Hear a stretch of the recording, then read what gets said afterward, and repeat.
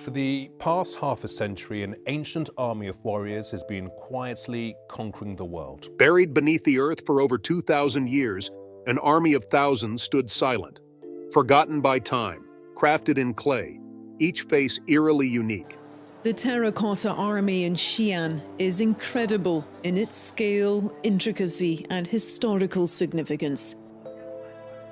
More than 8,000 warriors have been unearthed so far, and new discoveries are still being made every year. They weren't discovered by archaeologists, but by farmers digging for water.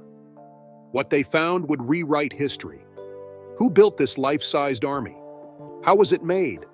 And why was it hidden underground? Terracotta soldiers and horses will also exhibit new discoveries, such as terracotta legal officer and terracotta musicians and dancers. Imagine digging a simple well and uncovering one of the most significant archaeological finds of the 20th century. That's exactly what happened in March 1974, in the countryside near Xi'an in China's Shaanxi province. A group of local farmers facing yet another season of drought were searching for water. Among them was Yang Zhifa, working the dry land with his brothers. They began digging about 1.5 kilometers east of a large, unassuming mound known locally as Mount Li. As they worked deeper into the soil, their tools struck something unexpectedly hard. At first, they thought it might be rock, but what they pulled up were fragments of reddish-brown pottery, pieces of something man-made. Some of the fragments resembled human forms, arms, torsos, and heads, but they were in pieces. Alongside these were strange, sharp bronze items, later identified as arrowheads. At first, the villagers believed they had found religious artifacts, maybe remnants from an old temple. A few even speculated they were ancient gods or guardian statues.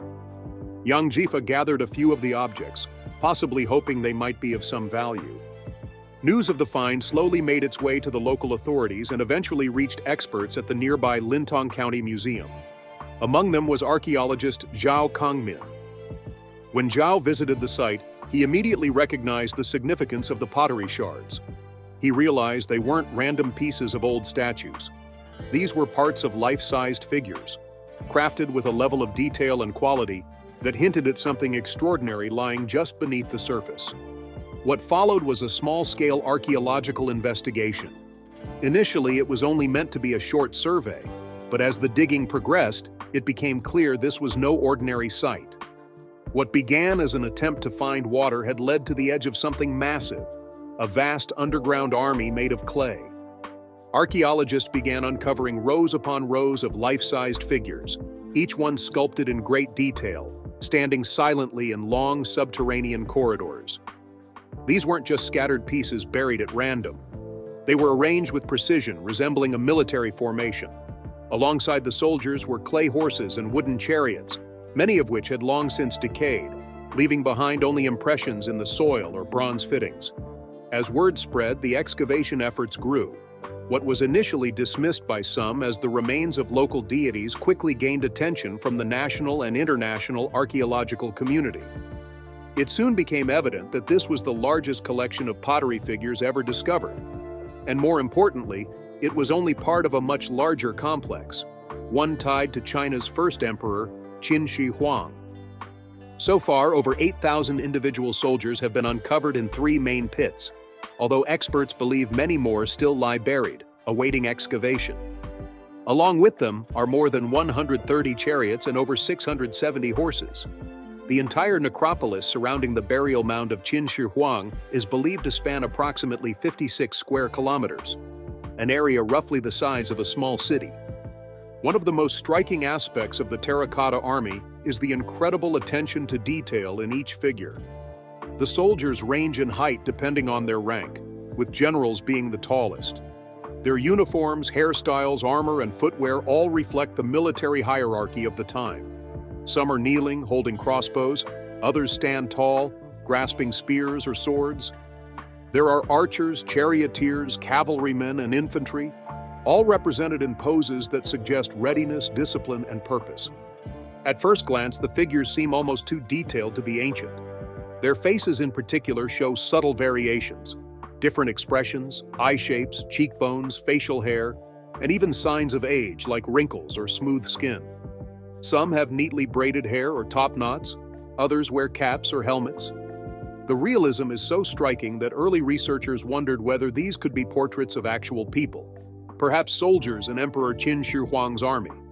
However, considering the sheer number of statues, this idea was soon deemed unlikely.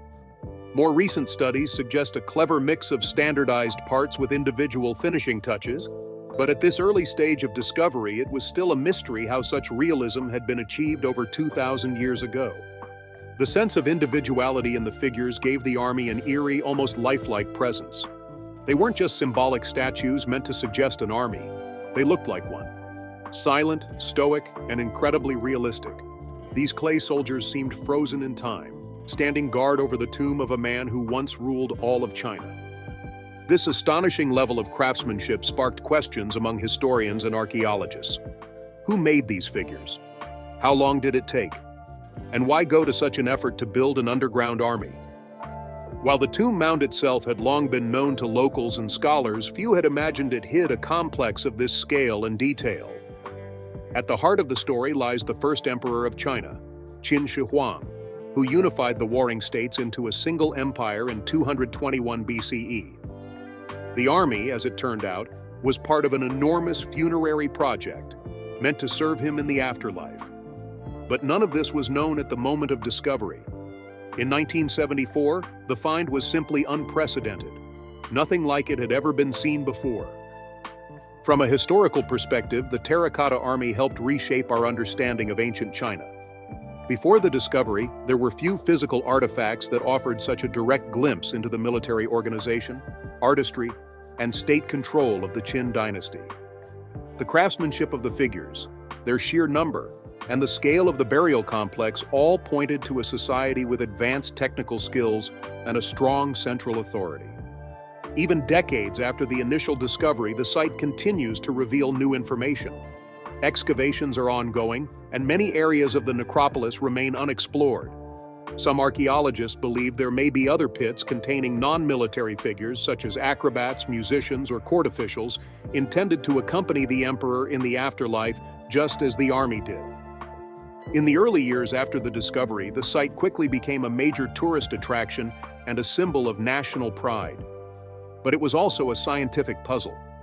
Every figure unearthed posed new questions. How were they made?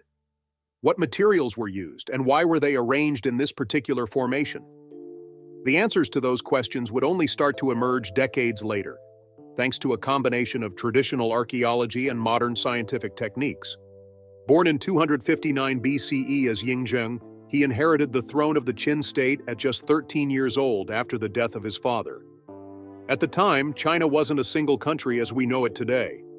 It was a fractured land made up of several warring states, each ruled by its own king and constantly battling for power. These states included Han, Zhao, Wei, Chu, Yan, Qi, and Qin, all competing for dominance during what is now known as the Warring States period. The conflict had been going on for over 2 centuries by the time Yang Zhifa came to power. Despite his young age, Yang Zhifa showed early signs of strategic thinking and political control. As he matured, his ambition grew with him. He was determined not just to defend his kingdom, but to unify the other states under his rule. What followed was a relentless campaign of warfare, diplomacy, and reform. Over the next 2 decades, he led the Qin state to a series of military victories, one by one defeating the other kingdoms. His army was large, well-trained, and highly effective. Some estimates suggest it may have numbered over 500,000 soldiers at its peak. By 221 BCE, his goal was achieved. China was unified for the first time under a single ruler. It was at this moment that Yang Zhifa declared himself Qin Shi Huang, which means First Emperor of Qin. This title was chosen deliberately.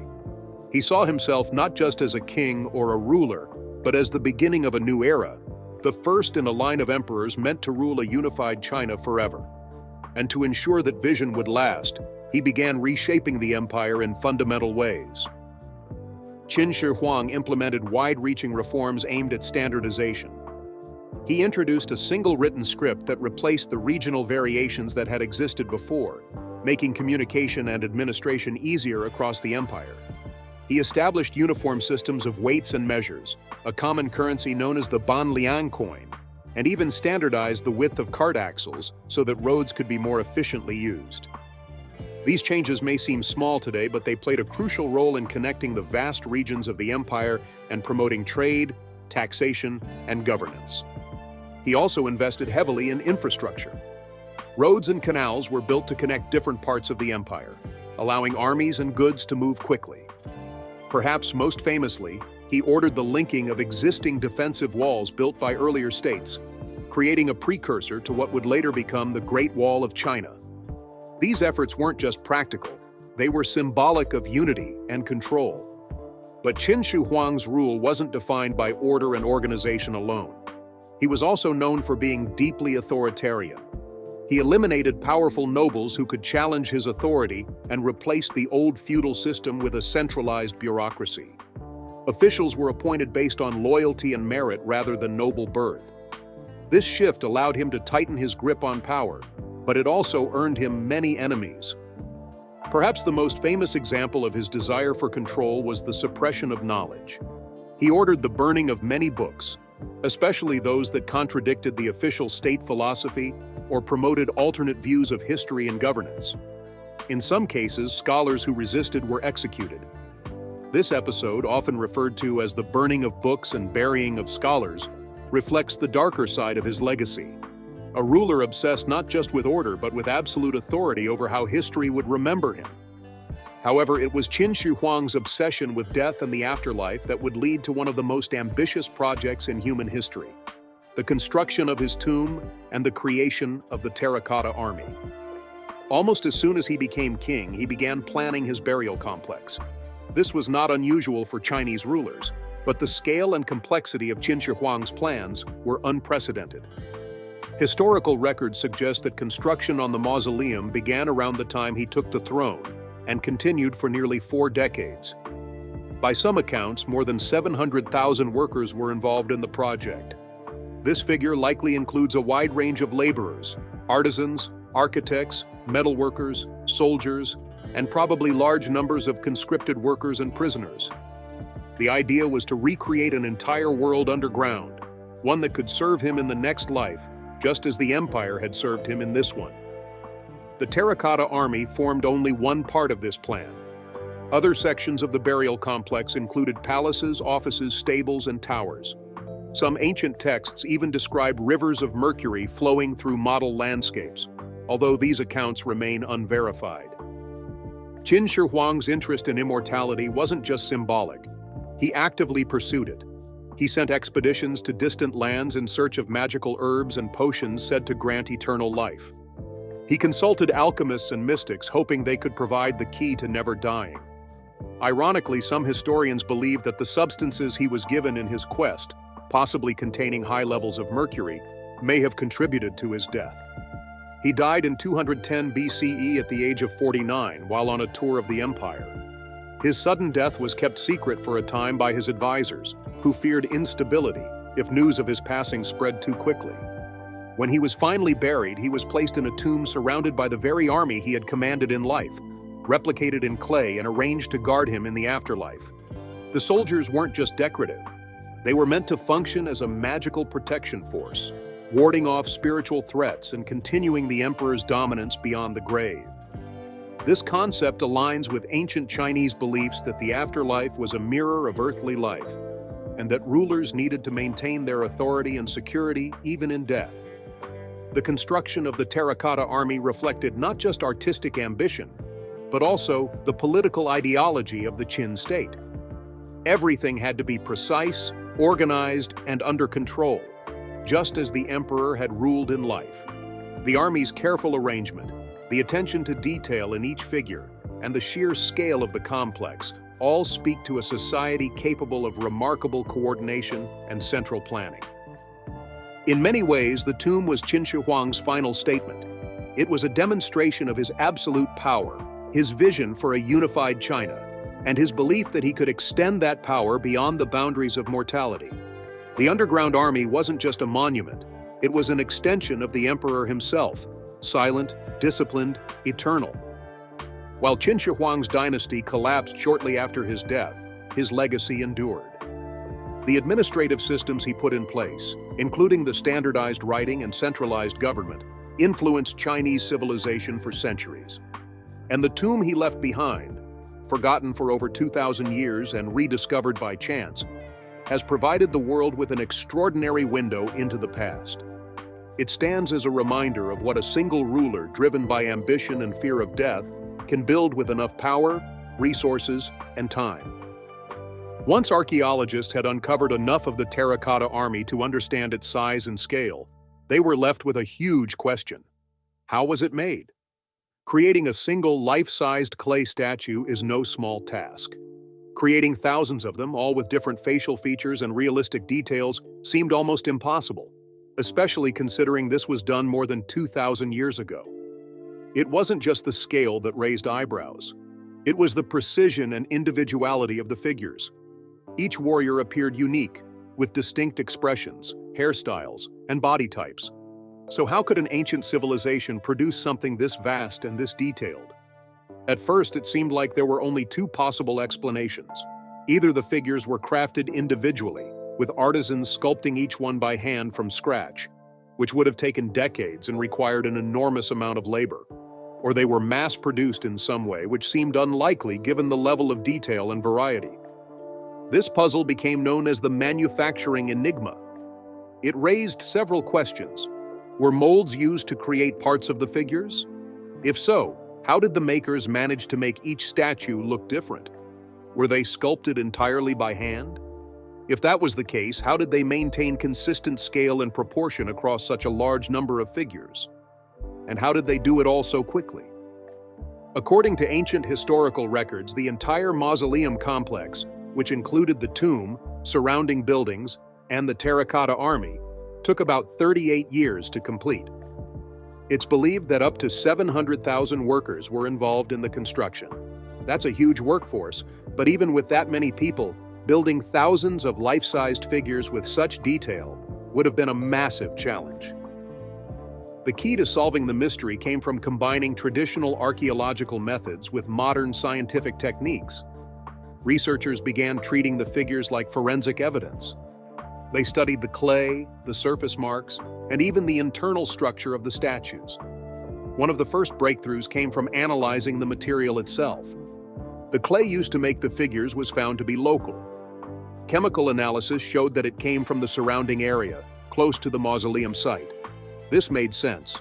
Transporting large amounts of clay over long distances would have been extremely difficult. But researchers also noticed something more interesting. The chemical composition of the clay varied slightly between different figures. This suggested that the statues were not all made in a single central workshop.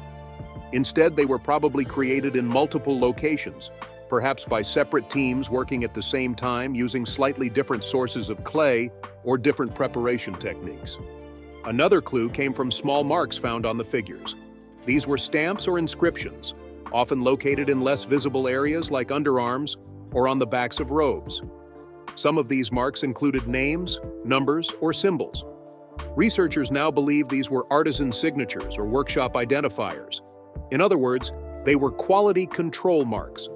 Each workshop or team of craftsmen had to sign their work, allowing the central administrators to track who made what and ensure standards were being met. This kind of system shows just how organized the Qin state was. It wasn't just about building statues. It was about managing a large, complex production process across many teams and locations. Attention also turned to the weapons that were found alongside the soldiers. Thousands of real bronze weapons, including arrowheads, spears, swords, and crossbow parts, had been buried with the figures. These weapons were surprisingly well preserved and added another layer of complexity to the puzzle. How had they been made? And were they mass-produced too? To find out, scientists used techniques like X-ray fluorescence and microscopic surface analysis. What they discovered was revealing. Arrowheads found in the same bundle had nearly identical chemical compositions but differed from those in other bundles. This suggested that arrowheads were made in batches, likely within the same workshop using the same raw materials. This kind of batch production is another sign that the Qin dynasty had developed a highly efficient and standardized manufacturing system. The idea that the terracotta army was made using some form of mass production began to gain support. But it still didn't explain the individuality of the figures. If they were made with molds, why didn't they all look the same? This is where another major discovery helped fill in the picture. Researchers started using 3D scanning and digital modeling to study the figures in more detail. By scanning hundreds of statues and comparing their measurements with extreme precision, they were able to detect subtle patterns.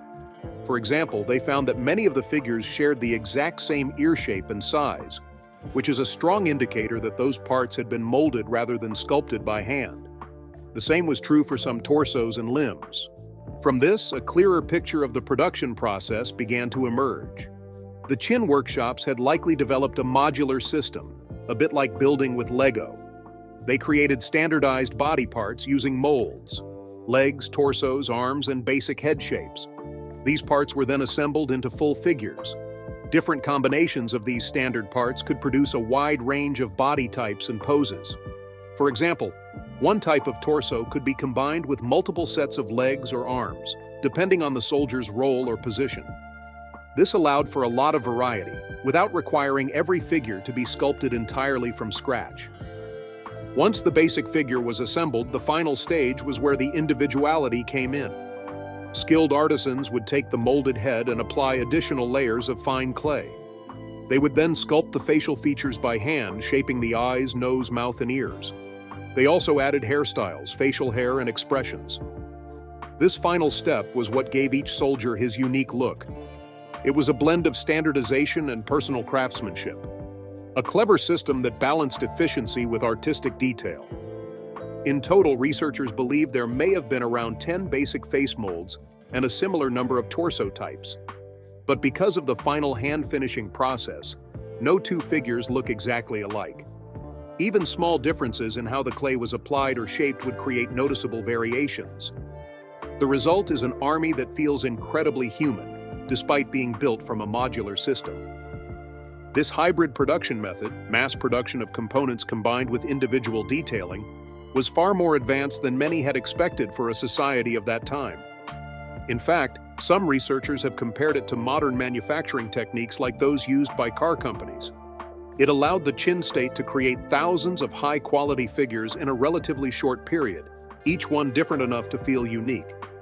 The use of molds for some body parts also suggests that the workers were specialized. One team might have been responsible for legs, another for torsos, another for heads, and so on. Then separate teams assembled the figures, and finally artisans added the finishing touches. This division of labor reflects a highly organized, state-run workshop system, one capable of managing complex tasks on a massive scale. So, while the terracotta army might look like an artistic masterpiece, and it is, it's also an industrial achievement. The soldiers are not just works of art, they're products of a sophisticated production network, one that relied on careful planning, skilled labor, and strict oversight. It was this system that made it possible to fulfill the emperor's vision of an eternal guard. Beyond the statues themselves, one of the most intriguing elements of the terracotta army lies in what was buried alongside them: tens of thousands of bronze weapons. These were not just decorative or symbolic objects. Many were fully functional military-grade arms. Swords, spears, lances, crossbow triggers, and tens of thousands of arrowheads were found in the same pits as the soldiers, often in excellent condition. Their discovery added another layer of complexity to the project. Why include real weapons? How were they made? And how had they remained so well preserved after more than 2,000 years underground?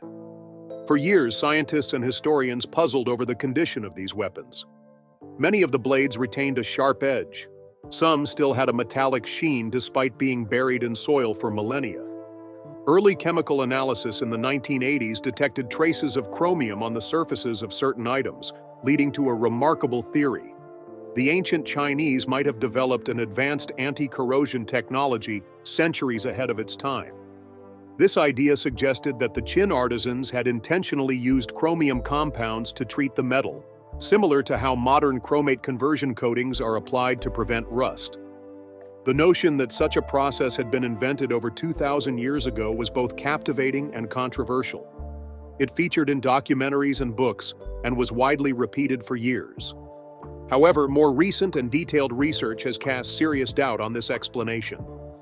A study published in 2019 by a group of researchers from institutions including University College London, the University of Cambridge, and the Emperor Qin Shi Huang's Mausoleum Site Museum took a closer look at hundreds of weapon samples.